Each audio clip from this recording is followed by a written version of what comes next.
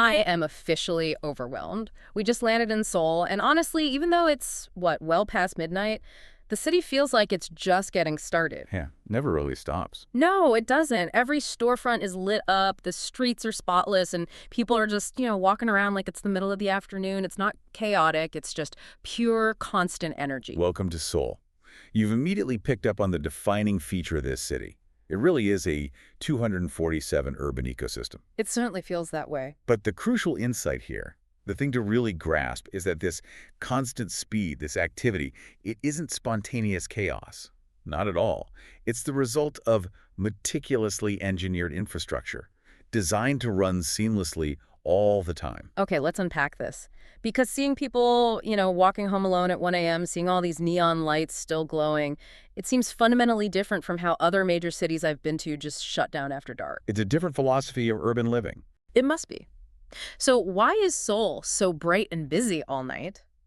And critically, is it actually safe to walk around after midnight? I mean, safe enough to feel truly comfortable. That is the core question, isn't it? And it's exactly why we're here. Our deep dive today is going to move beyond just observation and into the hard data. Good. The mission is to unpack the systems that enable Seoul's success, the world-class safety, the hyper-efficient transport, and the unique digital convenience, all using the source material you got in front of you. We're going to show exactly how this city manages to have both incredible speed and high security at the same time. I'm ready. I need to understand the magic and, more importantly, the mechanism behind it all. The mechanism is a powerful synergy between innovative public policy and pervasive technology. And to give you an initial hook, we're talking about a city that has, objectively, one of the highest safety standings in the entire world. One of the highest, really. Absolutely. This is a place where one of the most popular, relaxing late-night activities is just cooking instant ramen outside by the Han River. Practically. I've seen the videos. I was going to ask about that. We will definitely get to the ramen. Yeah. But first, let's look at the foundation for all of this. The reason you feel so secure here in the first place. I'm glad we're starting here because, that feeling of safety, it drives everything else. If people feel safe, they go out, they spend money, and the city thrives 24/7. So what makes this city feel so fundamentally safer than many others globally, especially when the sun goes down? We can address that feeling directly with global comparison data, and the numbers are pretty startling.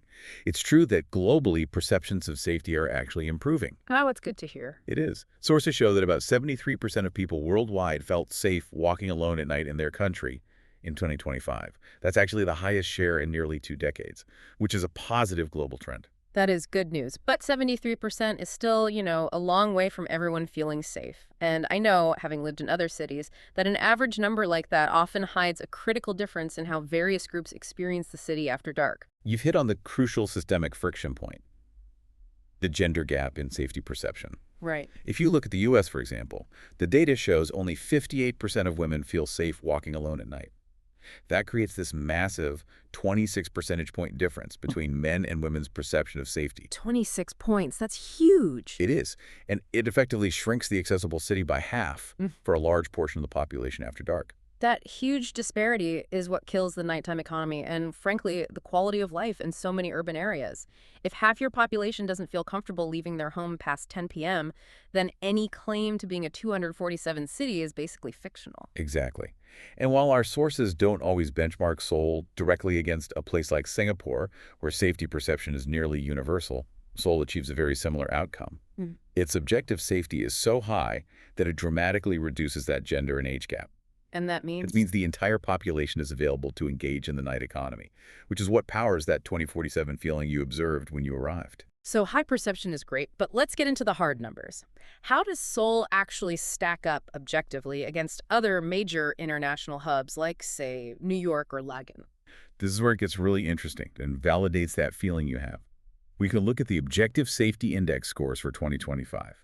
Seoul's safety index is a phenomenal 75.8. 75.8. Okay, that needs context. It sounds high, but what does that actually mean on the street? Let's compare it to major world cities that compete in the same league, global hubs with similar size and complexity. New York City registers a safety index of 49.3. 49, okay, wow. London sits even lower at 44.9. And Paris comes in at 42.0. That is not a small margin. That is a massive systemic difference. Seoul is safer by a huge margin compared to some of the world's most recognizable cities. That suggests they aren't just reacting to crime, they're actively preventing it through infrastructure. That's precisely the point. It is systemic security, and it's built on what the sources call intelligent infrastructure. Seoul doesn't rely primarily on reactive police patrols. It relies on connectivity, immediate data analysis, and pervasive technological awareness. Okay, so let's look under the hood. What specifically is being used to weave the safety net across the city, especially during those low-traffic, late-night hours? Well, the most visible yet constantly working layer is the vast CCTV network. Seoul operates over 80,000 CCTV cameras across the city. And this network isn't just passive, it's highly integrated and adaptive. 80,000 cameras, that figure is just staggering. My immediate concern is, how do you manage that sheer volume of data? How can investigators possibly process that efficiently without just drowning in endless footage? That's a very fair question. And doesn't that raise the classic trade-off between surveillance and, civil liberties? That's a thoughtful and necessary counterpoint. And you're right, in many democracies, a surveillance network of this magnitude would likely face significant political and public backlash. So how does Seoul manage it? Seoul mitigates this through transparency and, crucially, through technological efficiency. They make the surveillance feel more like a public utility that's focused entirely on speed and safety rather than just monitoring for its own sake. A utility, that's an interesting way to put it. These 80,000 cameras are linked in real time to 25 district control centers and directly to the police force via an integrated safety platform. This is where the technology really matters. The system uses AI and smart indexing to tag footage based on location, time, and specific events. So it's searchable. Highly searchable. The data shows this integration has demonstrably improved investigative efficiency, reducing video search time by a significant 37% for investigators. 37% faster search time is huge. That means faster identification of suspects, quicker dispatch of emergency services, and ultimately a higher chance of preventing a minor incident from escalating. The city effectively shrinks the window of opportunity for crime. Absolutely. The speed and efficiency deter a lot of petty crime, which makes up a huge portion of the fear factor in cities, and it allows authorities to focus their resources on serious incidents with far greater speed. Beyond this centralized grid, are there tools that citizens can use directly to enhance their personal safety? Because, 80,000 cameras, it doesn't exactly feel personal. That brings us to a key innovation, the Ansimi app. Ansimi, that translates roughly to relief or peace of mind, right? What does it do in a real-world scenario? Precisely. It's a dedicated tool for late-night safety, especially for citizens traveling home alone. When you activate it, you can request real-time monitoring. The city's control centers literally monitor your route via GPS on a map. Wow. And if you deviate significantly from your intended path or stop unexpectedly, or if you press the emergency button, the system is instantly triggered. And how does that link into the massive infrastructure we were just talking about?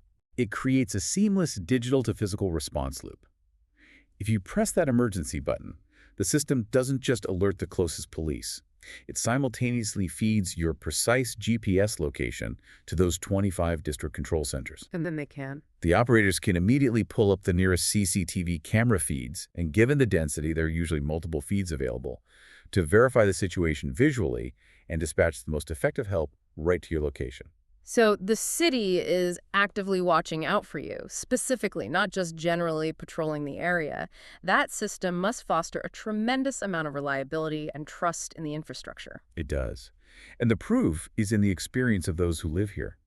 The sources show that foreign residents consistently cite the safe crime situation, including safe night walking, as a major advantage of living in Seoul. I could do one.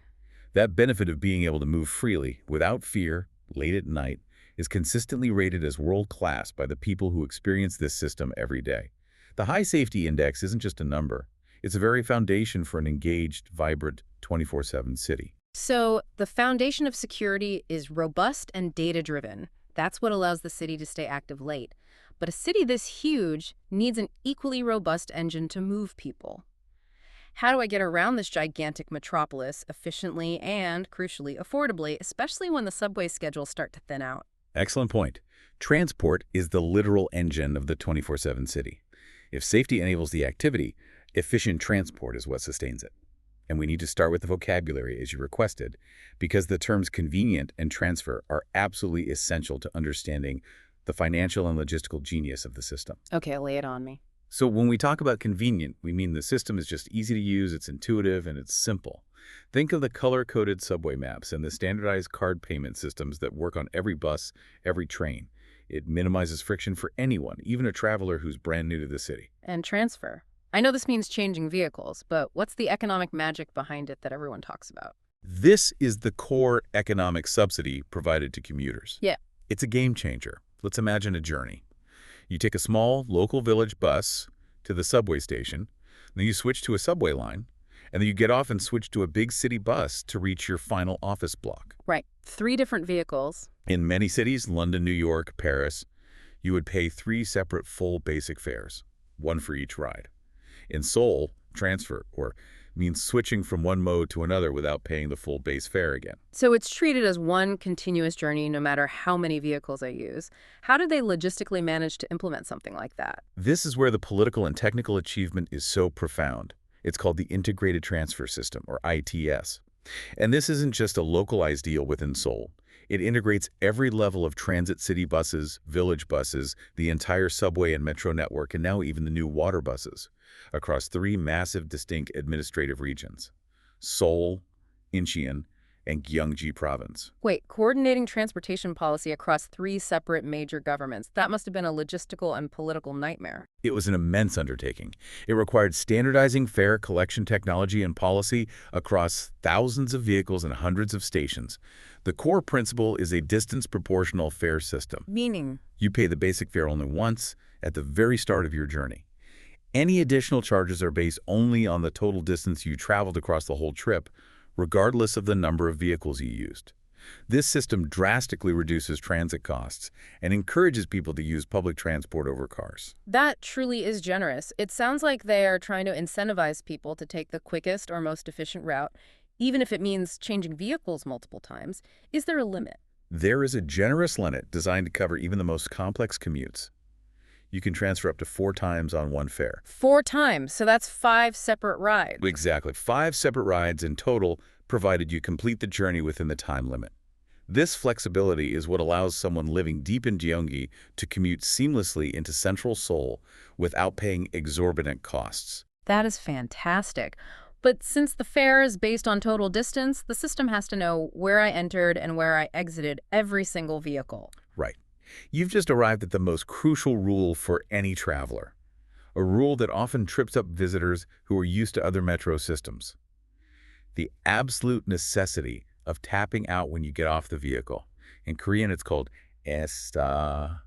하차되기. Why is tapping out so fundamentally vital here, unlike, say, the Paris Metro, where you only tap in? Because in a distance-based integrated system, the system uses that tap-out data point to calculate the exact length of that segment of your journey. Without that exit information, the system simply cannot calculate the distance you traveled. This data is critical for 2 reasons: calculating your correct fare and enabling the transfer discount for your next ride. And if you forget? If you fail to tap the card when getting off a bus or train, the system assumes the worst-case scenario. Yeah. When you board the next time, whether it's 5 minutes later or the next morning, the system assumes you traveled the maximum possible distance on your previous trip. And a substantial penalty, or the maximum possible fare, will be charged against your card. A maximum penalty just for forgetting to tap out. That's a very strong financial incentive to remember. It sounds less like a punishment and more like a technical necessity to close that distance calculation loop. Precisely. It's a necessary function to ensure the financial integrity of the distance-based fare system and to protect it against abuse. If you take a short, one-stop ride and don't tap out, the system can't afford to assume you went one stop. It has to assume you went the entire route and you pay that fee when you next tap in. Perfectly clear. Now, let's go back to that 247 city concept. The standard transfer time is 33 minutes. Does the system adjust for the slower pace of the night? It absolutely does, and this is a policy engineered specifically for real life and the night owl economy.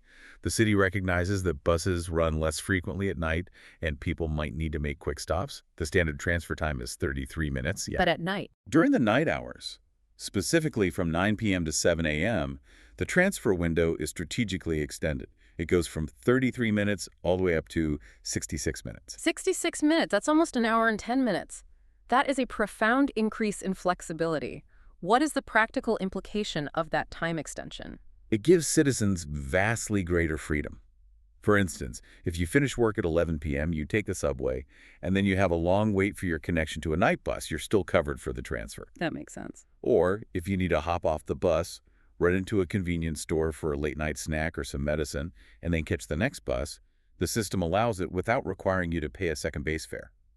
This flexibility is a core pillar supporting Seoul's active nightlife. Speaking of when the subway stops, what happens when the lines close down completely around midnight? Does the city just rely on those expensive nighttime taxis we see in other capitals? Not if the city can help it. This is the domain of the Night Owls bus, or OUA, Olpaimi Birose. These are dedicated, distinct bus lines designed specifically to bridge the gap when the subway stops running. They are vital to ensuring that lower-income and service industry workers can get home safely and affordably. How smart are these routes? Are they just standard lines that run longer, or are they specifically tailored for the late-night population? This is a spectacular, real-world example of big data driving public policy. The routes, which have expanded from 9 to 14 lines, were not guessed at. Not at all. They were strategically created by analyzing over 200 million pieces of big data. 200 million data points just to decide where the night bus should go. What kind of data are we talking about? We're talking about aggregated and anonymized mobile data, so cell tower pings late at night, traffic flow data, and crucially, taxi usage patterns, specifically where taxis were dropping off the most passengers between midnight and 5 a.m.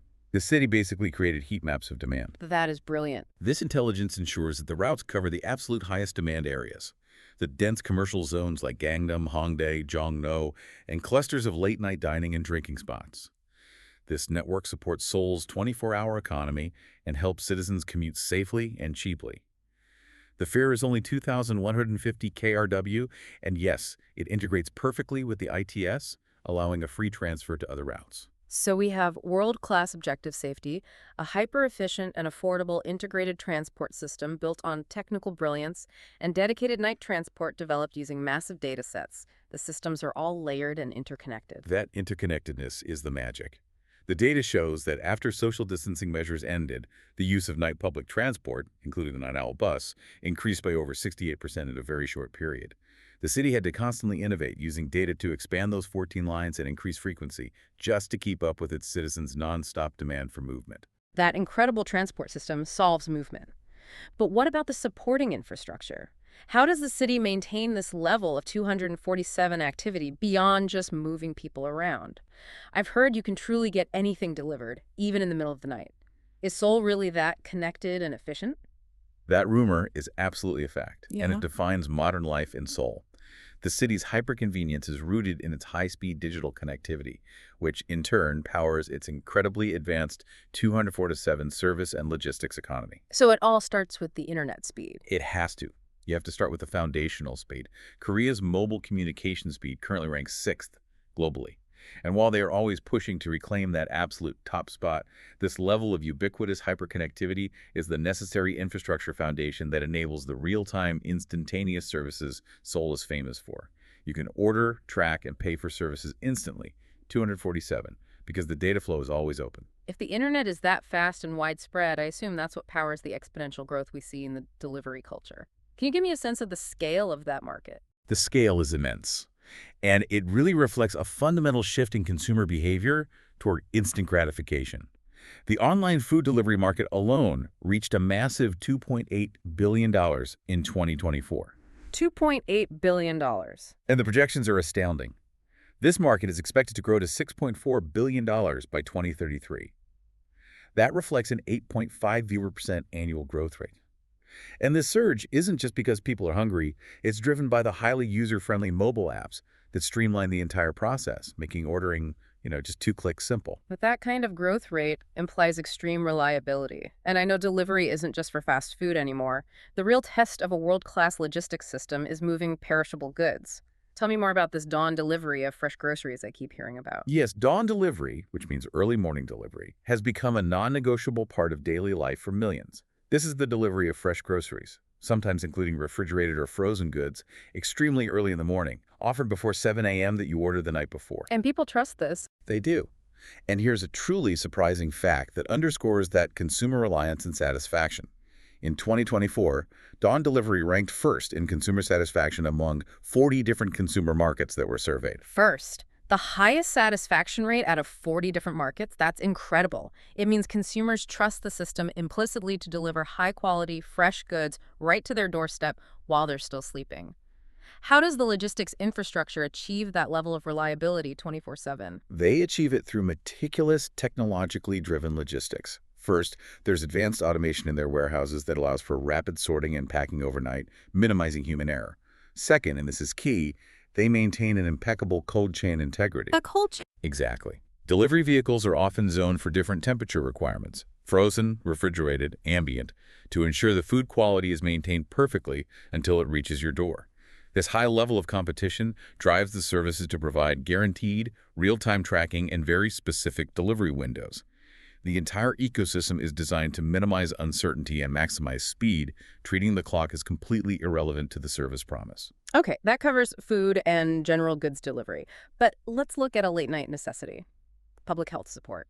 If I suddenly feel sick at 3 a.m. and I need basic medicine like a fever reducer or some pain relievers, what's the infrastructure for that? This is where the omnipresent convenience store network steps up to fill a critical, decentralized public health role. In Seoul, convenience stores have strategically evolved to become essential health hubs. Health hubs, really? Absolutely.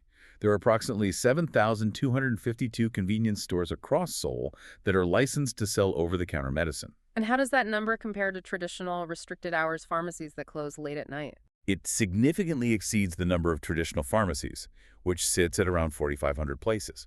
That difference, almost double the availability, is enormous. That's a huge strategic safety net. You're never more than a few blocks away from access to essential over-the-counter medication. Exactly. On average, each local district, or yuantoin, has about 290 of these medicine-selling convenience stores. And the benefit is clear.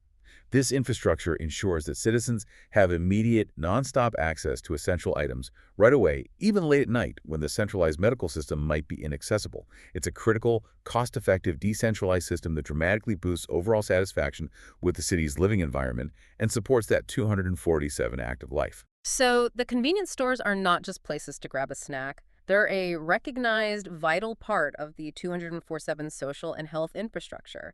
The entire city is just designed to minimize friction and worry day or night. Now, let's pivot from sheer necessity to pure unique leisure. I've seen the videos constantly going viral, people sitting by the Han River, the city lights reflecting off the water, cooking instant ramen perfectly. I have to ask the traveler's question. How do people actually cook instant ramen perfectly at the Han River? What is the technical magic trick of those convenience store machines? The Han River ramen ritual. This is arguably the most perfect blending of Seoul's unique leisure culture, its technological efficiency, and its commitment to well-managed public spaces. It's a low-cost, high-satisfaction urban experience. Walk me through the sensory experience first. What makes it such a sought-after evening activity? Well, imagine stepping out of the city's intensity and into the cool, gentle air by the river. You have the scent of savory, perfectly steamed noodles mixing with the cool river breeze, and the neon lights of the skyscrapers and bridges, like the spectacular Banpo Bridge, are all reflecting off the black water. It's an iconic, relaxing, and deeply social way to end the day. And the ramen itself. The magic trick that ensures perfection is the technology available right there in the park convenience stores. The specialized instant ramen cookers. They are not just simple microwaves or hot water kettles. These devices precisely control the two most crucial variables for ramen texture. Which would be water and heat, I assume. Precisely. They use induction heating and precise sensors to measure the exact amount of water needed for that specific brand of ramen, and, more importantly, they automatically control the optimal heating time and temperature profile to ensure the noodles cook to a perfect al dente texture. The machine takes all the guesswork out of the cooking process. So no more soggy noodles or undercooked clumps. That mechanical precision is what elevated the experience from just a simple snack to a viral cultural phenomenon. It democratized perfect ramen. And this ritual is extremely social. People rarely just have the ramen. They accompany it with essential park snacks, bought right there. Things like tteokbokki, spicy rice cakes, sausages, or chicken skewers. It's a quintessential, low-cost, high-value way to enjoy the city's lively atmosphere into the late hours. That sounds like peak Seoul nightlife. But if this phenomenon is so popular, how does the city manage the crowds, the infrastructure wear and tear, and the potential mess in a public space late at night? That many people cooking and ordering delivery could easily devolve into chaos. This is a textbook case of smart leisure management. demonstrating that the city regulates its fund just as meticulously as it regulates its transportation. The goal is to maximize convenience while minimizing congestion and risk. Okay, for example. Take the delivery chaos you mentioned. Since everyone orders secondary food, chicken, pizza, drinks to go with their ramen, the city realized that having dozens of delivery motorbikes weaving through picnic blankets at a place like Tuxeomhan River Park was a massive safety hazard. I can imagine. So what was the elegant solution? They established specific designated delivery zones. People ordering external food have to meet the delivery drivers in these specific regulated areas, usually near subway exits like Jiang Station. This controls vehicle traffic, maximizes the convenience of ordering, and keeps the main park area safe and pedestrian-friendly. That is a simple, elegant policy fix. Organize the chaos rather than banning the delivery entirely. It respects the activity while imposing structure. Are there similar rules for how people set up their own picnic spots? Yes, there are regulations, particularly concerning tents and temporary shelters. Even leisure spaces require structure for safety, visibility, and sanitation management overnight. The city restricts the installation of tents and picnic equipment to specific hours. What kind of hours? For instance, tent installation is restricted after 7 p.m. in the spring and fall, and after 8 p.m. during the peak summer months. That restriction makes perfect sense. It prevents people from illegally camping out or creating permanent physical barriers, which could hide criminal activity or create fire hazards. But it still allows the activity during the prime evening hours when most people are enjoying the city lights. Exactly. This structured management transforms the Han River Park from a simple natural space to a highly convenient, intelligent leisure space that is accessible, active, and safe well into the night. It's a microcosm of the entire city. Fast, convenient, and meticulously managed through data and clear policy. This entire deep dive has painted such a compelling picture of Seoul as a global model where convenience, speed, and security are not competing priorities, but mutually reinforcing systems powered by policy and technology. That is the essential takeaway. Seoul's rise is the definitive result of successful policy and technology synergy, making it the epitome of a fastest yet safest urban model. The meticulously constructed safety net, the high-speed connectivity, the integrated transport system, it all works together to keep the city moving and thriving at all hours. And these domestic efforts are translating directly into global influence, aren't they? Let's recap Seoul's climb on the world stage. Absolutely. In the prestigious 2024 Global Power City Index, or GPCI, which ranks 48 major global cities based on their comprehensive power to attract people, capital, and companies, Seoul climbed to an impressive 6th place overall. 6th place, so it surpassed Amsterdam and is now challenging that traditional top 5. Exactly. And what's crucial for you, the learner, is understanding where that power comes from. The city showed exceptional strength in very strategic sectors. In research and development, Seoul is now ranked 5th globally, standing shoulder to shoulder with recognized innovation hubs like Los Angeles and Boston. That's huge. And in transportation, thanks to aggressive policy changes like the integrated fare system and the optimization of the Smart Night Owl bus network, Seoul jumped significantly, climbing from 20th place all the way to 16th place globally.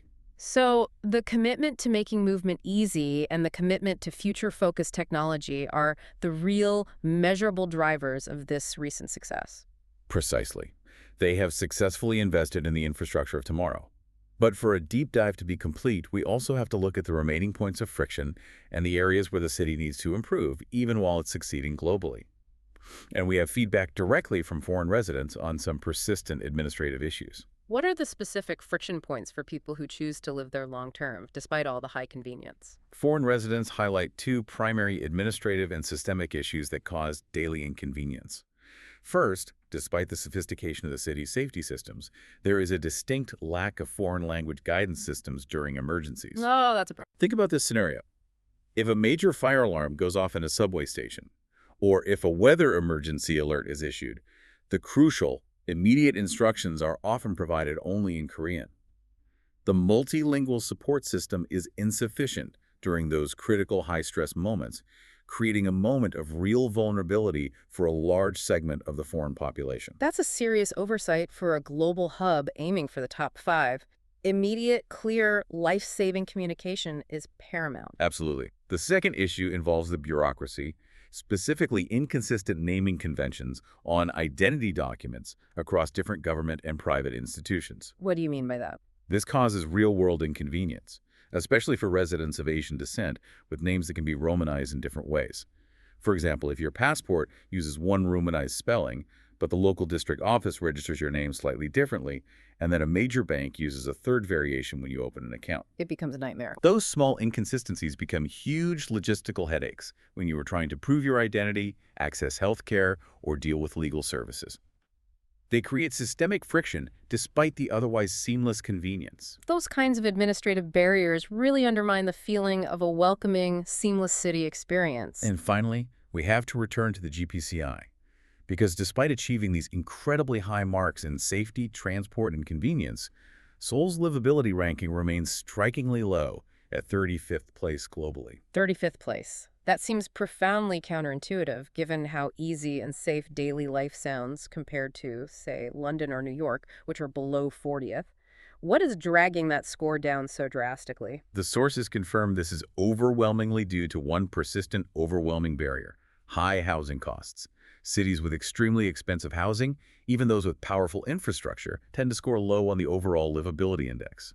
This is an economic reality that affects everything from attracting and retaining young professionals to maintaining a robust creative class. To the cost of living. The high cost of living puts enormous financial pressure on citizens, acting as a strong barrier to long-term permanent settlement and affecting the overall quality of life metric, even if the city is safe and fast.